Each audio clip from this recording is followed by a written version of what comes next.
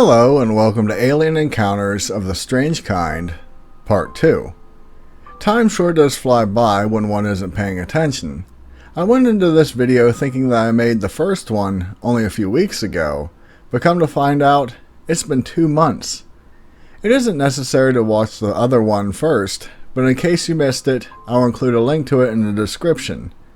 Anyway, with these videos, I want to look at a few stories involving alien encounters where the beings didn't look like your typical gray variety. We obviously could talk about the Kelly Hopkinsville aliens as well, but as usual, I like to look at ones that aren't so popular. So without dragging this out, let's look at a few of these really odd visitors to our planet. Space Penguin. Let's start this off with almost a continuation from our video 2 weeks ago, and look at the beings I couldn't talk about, and that is the Missouri Space Penguins. Yes, Moogie 8596, Space Penguins. In Miller County is the small village of Tuscumbia with a population of only around 203 people. To say it is a quiet area would be an accurate description. This quiet lifestyle all changed for one resident in 1967. On February 14th, a farmer by the name of Claude Edwards awoke early that morning to start his daily work on his farm. Claude was a man who wasn't big into foolishness and rather kept his mind on his work. Well, on that cold morning, he left his house and started walking to his barn carrying a feed bucket with him. Before he could get too far, he noticed something rather odd with his cows. They all seemed startled by something and were feeding in one area of the field. As he looked closer to see what was causing the disturbance, he noticed that about 70 feet from where he stood was an odd, mushroom-shaped craft suspended off the ground by some type of stalk. Claude looked in amazement as he noticed that with this craft were a group of odd-looking beings surrounding it, and they were all rather small. Claude placed his bucket down by the barn and headed out into the field to investigate what exactly was going on. As he neared the craft, he stated that the dome was about 18 feet in diameter and 8 feet at its apex. The stalk supporting it was about 3 feet wide, and the entire vehicle was a shiny silver color that he likened to silk, but there didn't appear to be any seams present. Underneath the dome, there were 12-inch wide oval portals that housed multicolored lights, and they were all spaced around the bottom perimeter, 12 inches apart. The beings surrounding the craft were even more peculiar. Claude said they were only about 3 feet tall, had a grayish-green skin, and didn't appear to have hands, but they were moving their arms so fast that it would be hard to see if they did. These beings also had wide, large-set black eyes that appeared as if they were actually wearing goggles. Out of the front of their face, near the mouth and nose, there was some sort of dark protuberance that almost seemed like a breathing device. Not having any weapons with him, Edwards picked up 2 rocks with the intent of damaging the craft so they couldn't leave his property. Claude walked up to the ship, but when he got to about 15 feet from it, he hit what appeared to be some type of force field. He said that this barrier wasn't visible, but you could certainly feel the energy coming off of it. Being resolute in his task, he took a few steps back and threw one of the rocks. As the projectile flew in the air, it suddenly hit the force field and bounced off without making a sound. Claude then threw a second rock as hard as he could, and it skipped right over the force field and landed 15 feet behind the strange craft. This activity obviously caused the beings some alarm, and Claude watched as they disappeared behind the tube coming from the ship. It wasn't long after that the craft then tilted towards Edwards 3 times before it silently took off into the sky. This story sounds rather fantastic, and I am sure many of you are probably thinking this farmer may have been growing something more than just corn. The thing is, the backstory only adds more confusion. At first, the only people Claude shared this story with was his family. In fact, his brother brought the story to UFO investigator Ted Phillips, and when he met Claude, he really didn't want to talk about what had happened. It took quite a bit of time for Mr. Edwards to open up, and he only did so if he was promised that his identity and location would be kept secret until at least his death. Ted did find that the land where the craft supposedly was did have a 3-foot hole in the ground, and oddly enough, it was the only area on the property that nothing would grow on and the soil was dry. So in a strange twist, Claude didn't try to gain publicity from his encounter, and until the day he died, he didn't gain a single penny from the story. Details like this really make it hard for me to even claim that this story was a hoax. Old Saybrook blockheads. Our next story was suggested by a longtime viewer by the name of Jackalope. Here we have a really odd story that comes from the town of Old Saybrook in Connecticut. This town is located in Middlesex County and does have a lot of historical importance. Although with that said, there is a story that exists that you may not find in any textbooks.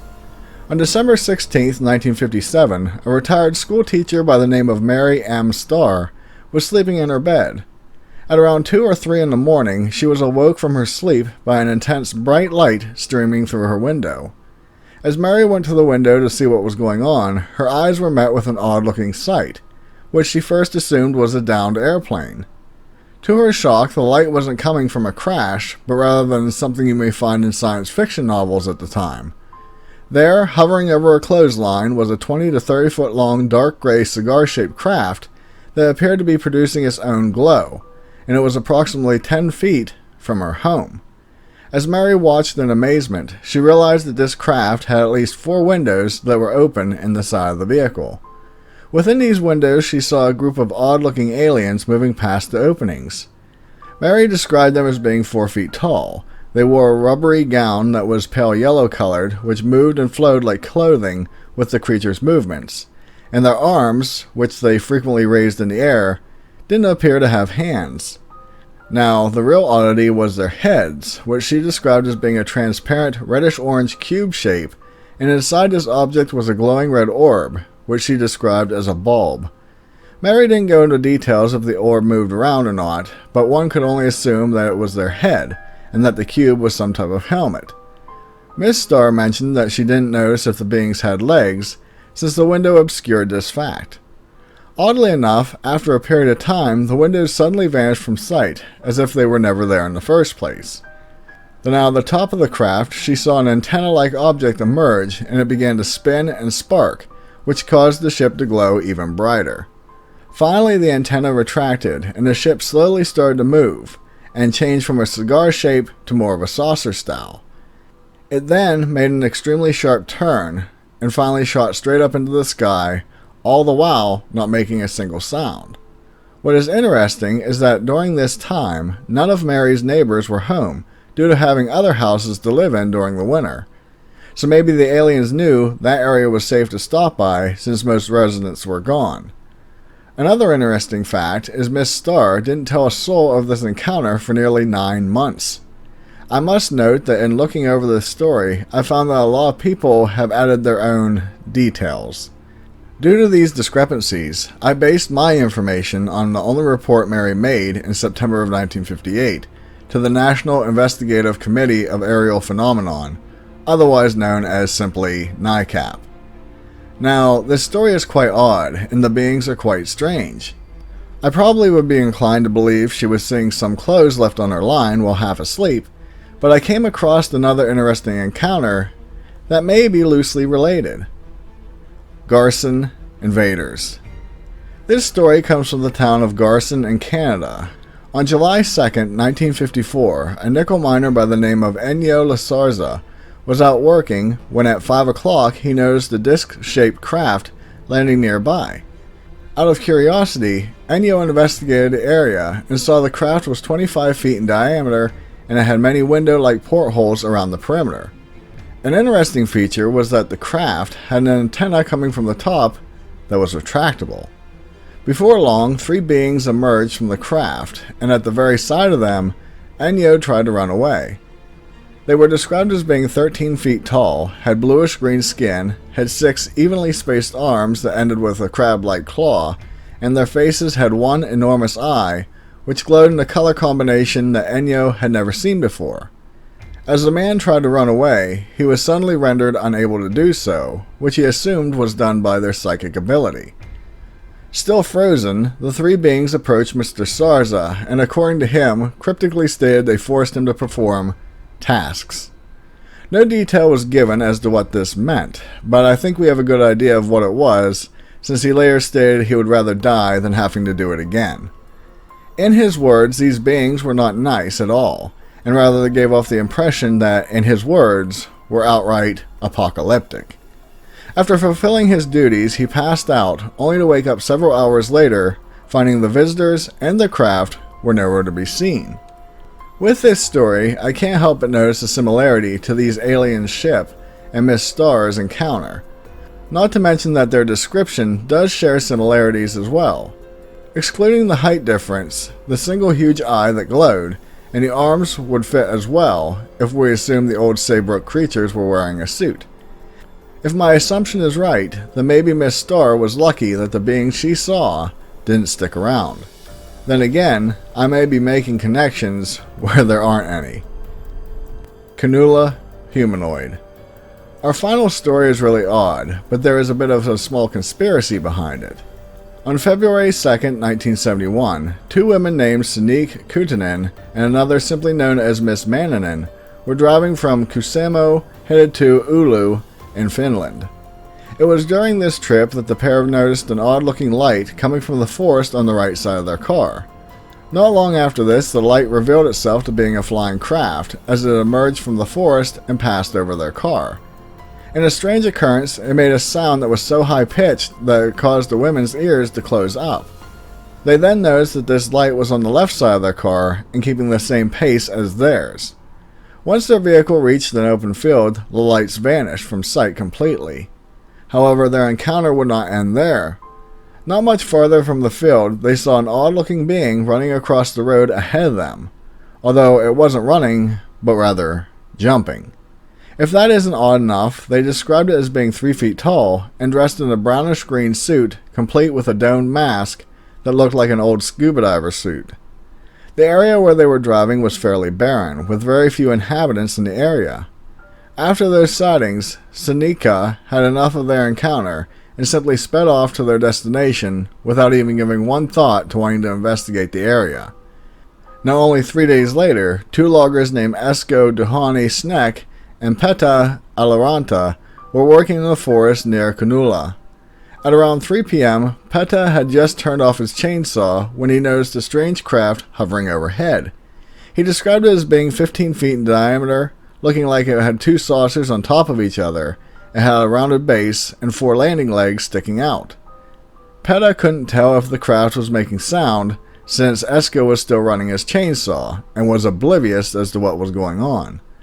The ship then landed in a clearing 50 feet from the men, and a door opened up. Out came a 3-foot-tall being, dressed in a greenish-brown suit that resembled an old scuba diver suit, and rather than walking, it appeared to just glide. Its form appeared human, but due to the suit, no fingers could be seen on the hands.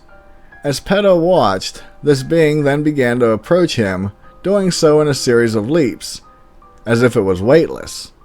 Terrified, Peta fired up his chainsaw with the mindset that he may have to use it as defense. Finally, Esko looked up from his work the moment he heard the other chainsaw fire back up, and this is when he saw the events that he had been missing. Peta then charged at the being, and this was enough to cause the visitor to turn and try to make it back to his ship. As Mr. Alaranta neared the craft, he noticed other beings dressed in the same garb staring at him from the windows. Once the creature was 9 feet from his craft, he gave up running and decided to levitate. At the sight of this, Peta lunged towards the being and managed to grab a hold of the creature's boot. The problem was that the moment his hand touched the fabric, he felt a surge of heat, like an iron searing into his skin. Peta let go, and when the creature reached the craft, it quickly took off into the air. Now, some claim this story was made up by a radio DJ with the help of the lumberjack accomplices, but no proof has emerged to support this theory. Not to mention that the sighting from the two women days earlier point to this possibly being more than simply a hoax. So after hearing about all these stories, what are your thoughts? I have a few theories of my own, especially with the blockhead story, but I would love to hear yours. Also, I wanted to extend a huge thank you to everyone who suggested topics for this video. Finally, I wanted to show off some fan art that I've received. This first one was sent to me a while ago, and it was created by Yvette Malgar. I know I posted this a while ago, but I love it. The other fantastic drawing was recently sent to me by Duck Buddies and Side Chicks. Duck Buddies also sent me this creation a few months ago as well. I love everyone's creativity and always enjoy seeing your renditions of our channel logo. Thank you, Yvette Malgar and Duck Buddies and Side Chicks. I can't fully say how much I appreciate it. Before I go, as a heads up next week, I will be uploading a video on the pirate ship Halloween display that I've been working on for 2 months now. A lot of you have asked to see it, and I figured it would be better to show it off here rather than on social media. I know that when I make videos outside of my normal topic range, they tend not to get many views, but I'll say in advance that I hope you enjoy it and I appreciate all that choose to watch it. If you aren't interested in that, I completely understand, and I'll see you in the following video, which will continue our Cryptid by State series.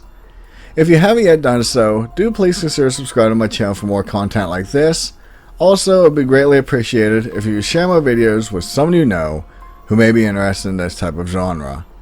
With that, be safe, and I'll see you in the next one.